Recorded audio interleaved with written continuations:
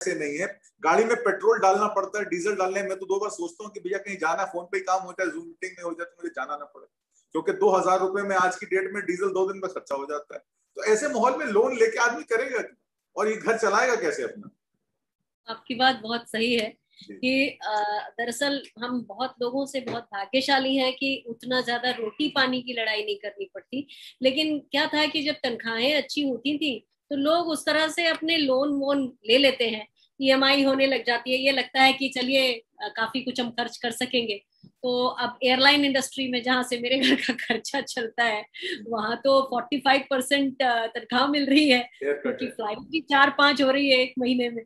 तो क्या किया जाए, और जो पेंशन आती है वो तो ईएमआई को भी पूरी नहीं पड़ती। तो अगर पहले पता होता कि ऐसा कोई दिन आने वाला है तो बचा लिया होता। अच्छा, कई लोगों ने घरों के लोन ले रखे हैं, उनकी किस्तें तो रुकेंगी नहीं। 35-40 हजार रुपए महीना की किस्त कहाँ से देंगे बेचारे जो फ्लैट लेके बैठे हैं? 3-4 महीने, वो 6 महीने कोई मोरिटोरियम वगैरह की कहानी थी, लेकिन उसके बाद कहाँ रुकता है। देखिए ये सब तो आता रहेगा। हम इस समय दुनिया की सबसे भयानक मंदी, सबसे भयानक बेरोजगारी झेल रहे हैं, सबसे ज्यादा महंगा पेट्रोल और दूसरा ईंधन खरीद रहे हैं। ये एक चीज है। दूसरे जो होलसेल प्राइस इंडेक्स है, पहले उसमें 695 या कुछ 700 के करीब आइटम्स होते थे, अभी उन्होंने 1200 कर दिए हैं। और बदमाशी ये करी है कि फ्यूल का जो वेटेज होता है वो पहले 13.1% था, उसको घटा के 11.1% कर दिया है, कि जिससे आपकी महंगाई जगह अगर है भी तो इन्फ्लेशन कहीं पर तो नीचे कर दे। कल का मैं जो पूरा ये सुन रही थी, 1 घंटे और 30 मिनट की कॉन्फ्रेंस थी, उसका करीब मैंने समझती हूँ 80% हिस्सा सुना। और मैंने ये देखा कि एक तो निर्मला सीतारमन जैसी प्रिपेयर्ड आती हैं वैसी तो प्रिपेयर्ड आई थी वो, उसमें स्कोप नहीं होता है कि कोई और सवाल पूछे। दूसरे उनके एक राज्य मंत्री हैं, महानमूने से हैं, उनको सब्जेक्ट की बिल्कुल समझ नहीं है। वो तर्जुमा कर रहे थे, उसमें भी उनके समझ में नहीं आ रहा था कि वो बोल क्या रहे हैं, जो बोला गया है उसी को ट्रांसलेट कर रहे हैं या क्या कर रहे हैं। तो वो चीज मैंने देखा मैंने। लोन की तो बात की गई है और नया लेकर आए हैं, 8 आइटम्स आर न्यू। तो वो न्यू जो उनके थे वो देखकर free visa 5 lakh free visa Hindustan आएगा। तो महामारी डेल्टा वेरिएंट नहीं, और क्या क्या तमाशा है, मतलब इस समय उनको देना है क्या आपने। फिर आपने कहा कि आप माइक्रो फाइनेंस जो इंस्टीट्यूशंस हैं उनको 1.25 लाख रुपए का लोन देंगे 3 साल के लिए। मतलब एक अमाउंट भी वैसा दिखे कि हाँ।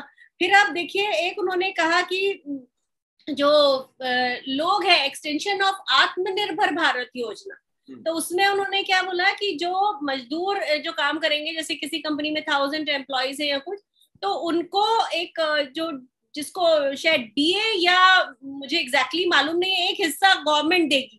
तो वो गवर्नमेंट किसको दे रही हो, मजदूरों को थोड़ी जा रहा है, फिर ये तो कंपनी को जा रहा है। कंपनी पास ऑन करेगी कि नहीं करेगी, जो सुभाषिनी अली जी ने बीच में किसी दूसरे इसके लिए कहा था कि कंपनी पास ऑन करेगी कि नहीं, वो एक चीज है। तो इस तरह की चीजें। फिर टूरिज्म के लिए उन्होंने क्या बोला कि 1.25 लाख रुपए का लोन, जो कितने 10,700 गाइड है जिनको वो ले सकते हैं, गाड़ी खरीद सकते हैं। मैं सोच रही थी गाड़ी खरीदेगा कि आटा खरीदेगा गाइड, और वो भी केवल वही 10,000 लोगों के लिए है। और 904 कुछ कंपनीज बताई थी, टूरिज्म एजेंसीज बताई थी। तो कल पूरा उतना लंबा ताम झाम और वो एरोगेंस उस लेडी के आवाज में, वो सब सुन के भी हाथ में क्या लगा तो सिफर, तो समझ में ही नहीं आया। और अभी इस समय हालात ये हैं कि देखिए, एक तो मैन्युफैक्चरिंग सेक्टर, जो ट्रांसपोर्ट सेक्टर है, उसमें आप मैन्युफैक्चरिंग भी मिला लें, सब मिला लें, तो देश का सबसे बड़ा सेक्टर है, यहाँ से सबसे ज्यादा रोजगार आते थे। तो पहले 33% यहाँ से जो होता था रोजगार, रेवेन्यू आती थी। अब वो पूरा कारोबार ही उसका 7.8% पे आके रह गया है। जो ये अपना इंफ्रास्ट्रक्चर सेक्टर है, उसमें इतनी सारी परियोजनाएं थी, 28 लाख करोड़ की परियोजनाएं थी, इस समय 5.18 करोड़ रह गई, कोई नया इन्वेस्टमेंट नहीं आ रहा है। तो इसमें ये लोन का ये जो एक छोटा सा ये आचमन करने आई थी, मुझे समझ में नहीं आया। मैं वैसे भी ज्यादा इतना अर्थशास्त्र समझती नहीं हूँ। मैं ये देख रही हूँ कि हम गर्त में डूबते चले जा रहे हैं, और मैडम जब फ्री बोलती है तो ऐसा लगता है फ्री के अपने पॉकेट से किसी को डाल के हाथ दे रही है। तो I feel so stupid about it कि हम हर चीज में जो खरीदते हैं हम सब इनडायरेक्ट टैक्स दे रहे हैं, आप और मैं तो डायरेक्ट भी दे रहे हैं। तो वो सब करने के बाद कोई इंसान ऐसा फ्री ऐसा बोलता है कि जैसे बहुत बड़ी चीज कर दी। It's actually not gelling with anything. कोई भी जो रिक्वायरमेंट है उसके साथ कहीं मतलब कोई मैच नहीं। बैंकॉक में तो पिछले 10 सालों से वीजा जो टूरिस्ट आता है वो 2500 रुपए प्रतिदिन के हिसाब से यहाँ खर्चा करता है और लगभग 1 महीना रहता है। भाई जो आप उनको छूट दे रहे हो और वो जो आएगा, मतलब सिर्फ ये घोषणा करने के लिए है, केवल डेटा बनाने के लिए ये सारी कवायद होती है। उसके आगे तो कुछ आम हिंदुस्तानी को कोई फर्क पड़ रहा है वो दिखता है क्या? असल में ये टूरिस्ट वाली बात वहां से आई। चाहूंगी बड़ी दुखती रग है ये। आपने जो पूछा उसको कितने लोग चाह रहे हैं कि ऐसा हो जाए। मैं तो ये समझती हूँ कि कांग्रेस का एक एक पहले इतना अच्छा पूरे देश में उनका इतना सारा अमला फैला हुआ था, इतने सारे लोग थे उनके, हर लेवल तक थे, नहीं हैं भी, लेकिन उसके बाद भी अपने अंदर से उबर नहीं रही पा रही है कांग्रेस अब तक। अब जैसे अब 6 महीने बचे हैं, 6 महीने ही समझ लीजिए बचे हैं, तो इस समय तक तो यूपी में अगर कांग्रेस का ऐसा मंशा होती कि हाँ हमें कुछ कर दिखाना है, तो इस समय तक तो वहां ऑलरेडी सब कुछ चालू हो गया होता। और इस वक्त या पहले भी, सच तो यह है, मैंने अपने अनुभव से जाना है कि बीजेपी को अगर किसी ने टक्कर देनी है तो आज की तारीख में भी वो कांग्रेस ही है। जितना उसका फैलाव है हर पूरे देश के अंदर, उस हिसाब से खासतौर पे हिंदी हार्टलैंड में, तो उत्तर प्रदेश में भी। और इस समय क्या नहीं है कांग्रेस के लिए, मतलब आप देखिए हर तरह से बस एक हथौड़े की चोट की जरूरत है।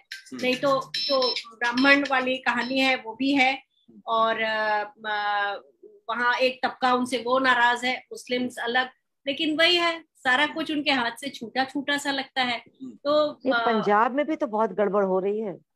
अब एक वो महाराज आए हैं, उनको हेडलाइन मैनेज करते हैं। हमारे कांग्रेस में भी एक व्यक्ति हैं, मतलब ठीक है, he was a very good cricketer, he has good sense of humour, लेकिन उसका क्या करेंगे? सेंस ऑफ ह्यूमर से क्या करना है? एक व्यक्ति वहां जो अभी किसान आंदोलन का वो सब जगह लोहा गर्म है, पर कांग्रेस को चोट करना नहीं आ रहा शायद, और वो सबसे दुख की बात है।